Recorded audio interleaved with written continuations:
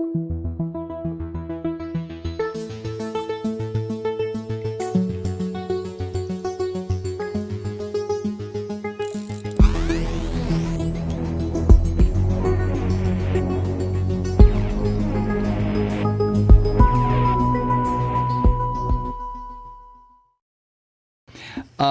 was an open letter that was signed by 124 retired officers in the U.S. military. And the content of the letter has gotten a lot of concern by active members of the military right now and politicians. The letter, oh my God, I mean, this shows you how the sickness from Donald Trump is spreading, has spread all through society. The letter continues to spread the lie that Joe Biden stole the election. And because of that letter, signed by 124 retired generals and admirals, current and former military officers are speaking out. They're calling this letter a dangerous sign of the military being dragged into this partisan bullshit that Donald Trump and these filthy Republicans, Christian fascists, are taking this country into. I mean, the destruction of this democracy is the ultimate goal of these Christian fascists. And now you have these people. Now, the open letter was from a group that calls itself Flag Officers for, numeral 4, America. And they go ahead and advance this bullshit lie that the presidential vote was rigged in Biden's favor. And the letter also warned that this nation is, quote, in deep peril from a full-blown assault on our constitutional rights, end quote, which is true. But you dumb son of a bitches, it's not coming from the left. It's coming from you schmucks on the right. But the part of the letter says this, quote, under a Democrat Congress and the current administration, our country has taken a hard left turn towards socialism and a Marxist form of tyrannical government, which must be countered now by electing congressional and presidential candidates who will always act to defend our constitutional republic, end quote. Oh, my God, let me wet my pants. Now, this letter also has the fucking nerve to raise questions about what they call, quote, the mental and physical condition of the commander-in-chief, Joe Biden. Where were these slime, these scum, these traitors to America, these disgraces to the U.S. military when this crazy fucking Donald Trump was president, huh? Where were you, scum? Anyway, the letter goes on to accuse certain congressional leaders, you know what party they're in, of, quote, using the U.S. military as political pawns with thousands of troops deployed around the U.S. Capitol building, end quote. Can you fucking believe this? The troops are deployed there, you dumb bastards, because people with your political persuasion are trying to destroy the country. Now, the website of this group of traitors claims, quote, we are in a fight for our survival as a constitutional republic like no other time since our founding in 1776, end quote. Nothing was founded in 1776, you dumb fucks. That's when the Declaration of Independence was made. Jesus, I can't even get that right. Anyway, as this news about this letter has spread among the ranks, current and former military members are very pissed off. One serving Navy officer who didn't want to be identified publicly, and you can understand why, he called this letter, quote, disturbing and reckless. And then we have an expert in civil and military relations, a guy named Jim Golby, called it, quote, a shameful effort to use their rank and the military's reputation for such a gross and blatant partisan attack, end quote. And a retired Air Force colonel who teaches cadets at the Air Force Academy labeled it, quote, anti-democratic. Retired Admiral Mike Mullen, former chair of the Joint Chiefs, described the letter as replete with, quote, right-wing Republican talking points. And he added, quote, I think it hurts the military, and by extension, it hurts the country. Now, the talking points in this letter fall within the boundaries of the horseshit that this goddamn filthy Donald Trump has been spewing out and continues to pump out from his mountain of cheeseburgers in Mar-a-Lago. It's awful.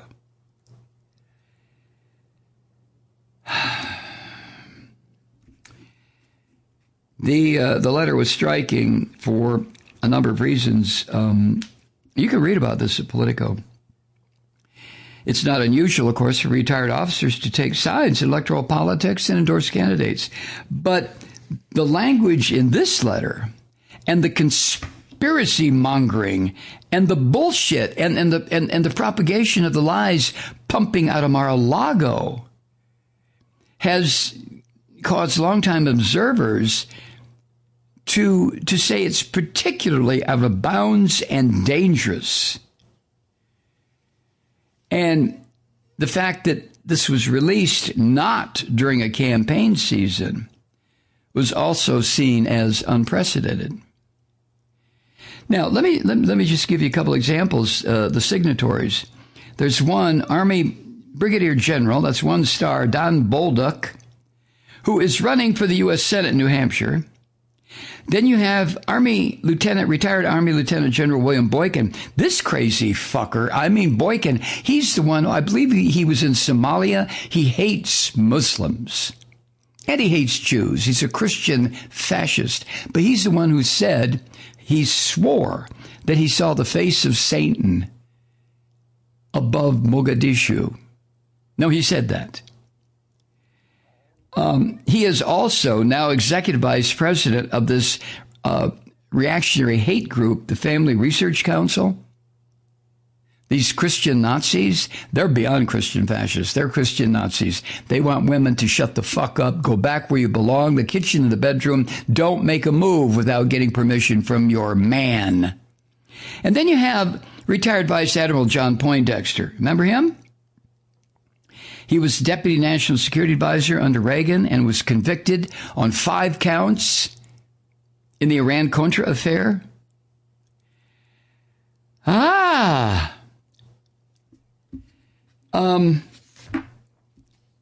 The Pentagon declined to comment on this letter, but some active military and retired military personnel were not so reluctant. Let's see here. The attack on Biden and the Democrats is seen as in a class of its own. You usually don't find this kind of full-blown attack on the administration of the United States.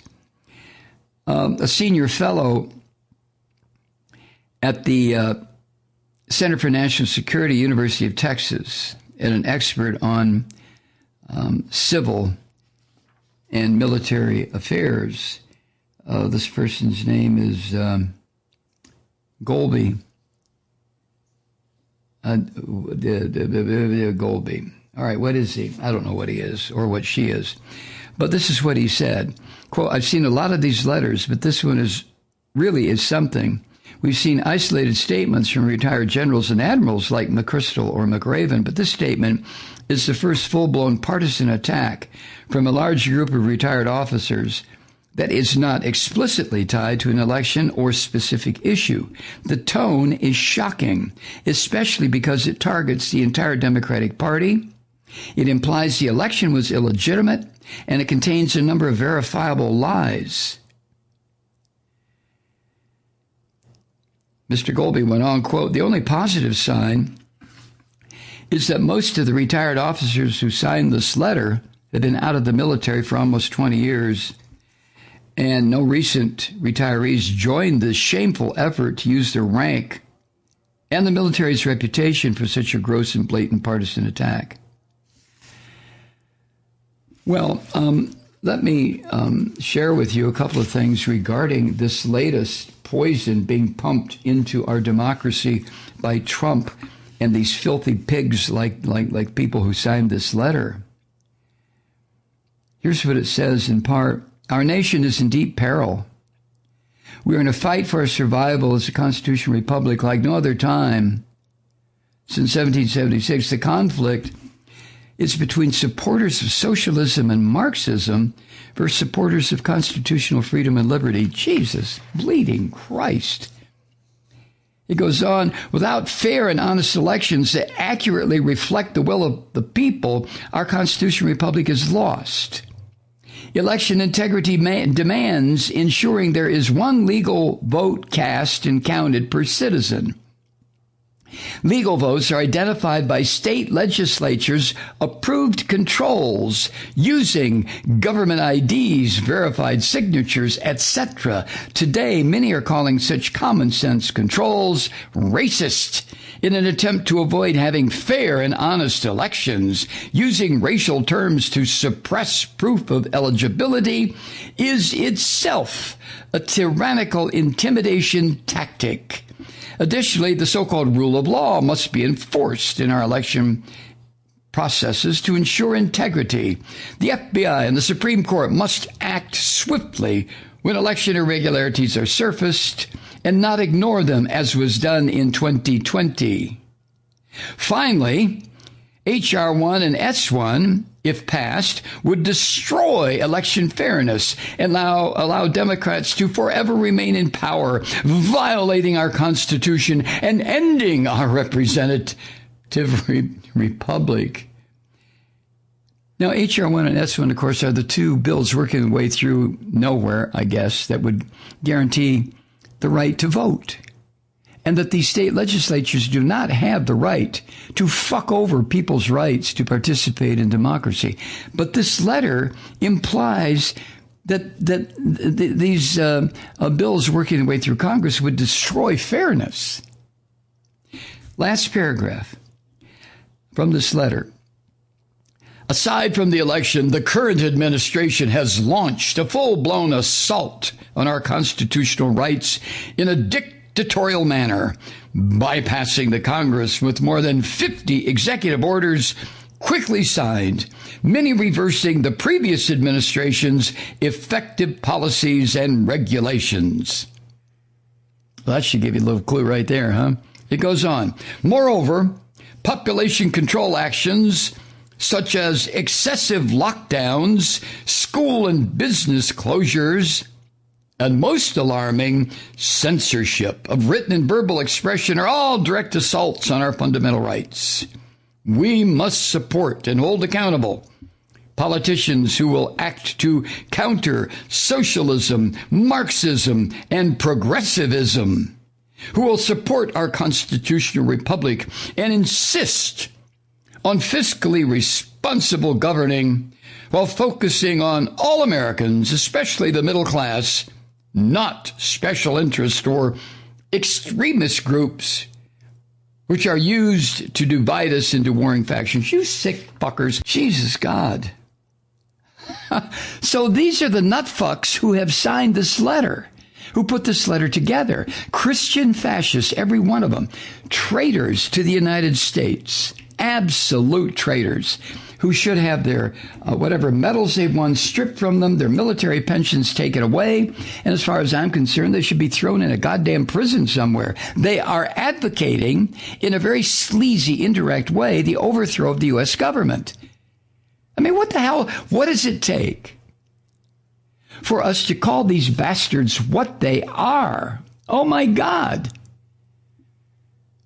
It's just almost too much. Hi, Truth Seekers. Mike Malloy here. As you know, we've switched formats and are now broadcast exclusively on the Progressive Voices Network. So that means you get fewer program interruptions, no corporate commercials, and lots of profanity. But our format change also means some of our radio listeners no longer hear the program. It's been a while since I mentioned our podcasts, so you may have forgotten that there is a way to listen to this program anytime you need a good dose of screaming. Visit MikeMalloy.com and subscribe to our podcast. As a podcast subscriber, you can download the program to your mobile device and take me with you wherever you go. And if you have a friend who needs a dose of truth-seeking, you can give a gift subscription as well. That's MikeMalloy.com, and never miss a minute of the uncensored fun and frivolity.